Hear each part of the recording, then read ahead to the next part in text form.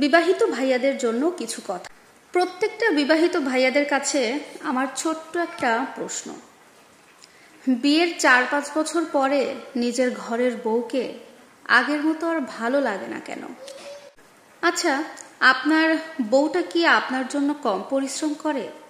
মেয়েটা তার বাবা মা ভাই বোন সকল আপন আত্মীয়দেরকে ছেড়ে আপনার কাছে এসেছে, সারা জীবন আপনার কাছে থাকবে বলে প্রতিজ্ঞা করে, কিন্তু আপনি তাকে কতটুকু ভালো রাখতে পেরেছেন?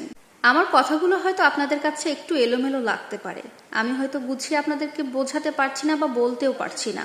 কিছু কিছু পুরুষ ভাইয়েরা আছে আমার, যারা 1 বছর 2 বছর 3 বছর ঘরের বউকে মানে নিজের বউকে খুব ভালোবাসে, খুব যত্নে রাখে, আদর যত্নের কোনো কমতি থাকে না, কিন্তু যখনই 5-6 বছর হয়ে যায় তখনই বউটা কেন যেন পুরাতন হয়ে যায়। আপনার বউ কিন্তু আপনার সংসারে থাকার জন্য যথেষ্ট পরিমাণে চেষ্টা করে, কিন্তু আমার প্রশ্ন এটাই, আপনার কি সেই বউটাকে ভালো লাগে না? যদি ভালো নাই লাগে, আমার কথা, আপনি বিয়ের আগে কেন সেই মেয়েটাকে বলে দেন না যে বিয়ের পরে 5-6 বছর পর তোমার সাথে আর সুখে শান্তিতে সংসার করতে আমি পারবো না, আমি 5-6 বছর পর্যন্ত তোমার সাথে সুখে শান্তিতে সংসার করতে পারবো, এর বাইরে এর বেশি সময় ধরে তোমাকে আমার আর ভালো লাগবে না। এই কথাগুলো কেন বলে দেন না বিয়ের আগেই?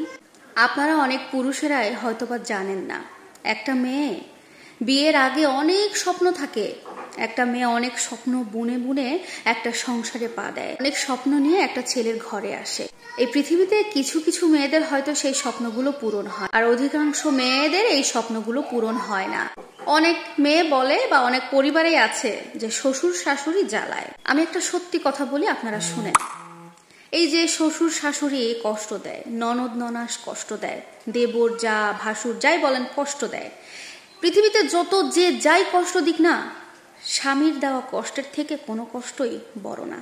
সব থেকে কষ্ট লাগে, সব থেকে আঘাত লাগে স্বামীর দেওয়া কষ্ট থেকে। এই পৃথিবীতে একটা মেয়ে সব কষ্ট সহ্য করতে পারে, কিন্তু বিশ্বাস করেন স্বামীর দেওয়া কষ্ট সহ্য করতে পারে না। আপনাদের সবাইকে রিকোয়েস্ট করব, প্রয়োজনে একটা মেয়েকে বিয়ে করে নিয়ে এসে, সব মেয়ের কথা কিন্তু আবার আমি বলছি না ভাই, হাতের 5টা আঙ্গুল কোনোদিন এক হয় না, তাই এই পৃথিবীতে যত মেয়ে আছে সব মেয়ে কিন্তু এক না, সব পুরুষও এক না। আপনারা কিছু কিছু মেয়েকে বিয়ে করার পরে বলবেন তুমি তোমার বাবা মা সবার সাথে সম্পর্ক ত্যাগ করে আসো, আমি তোমাকে রাজরানী করে রাখবো। হ্যাঁ, তখন দেখবেন মেয়েটা সবকিছু ত্যাগ করে দিয়ে আপনার সাথেই থাকবে। কিন্তু ভাই, আপনি যদি স্বামী হয়ে আপনার বউকে কষ্ট দেন, সেই মেয়েটা কোথায় যাবে?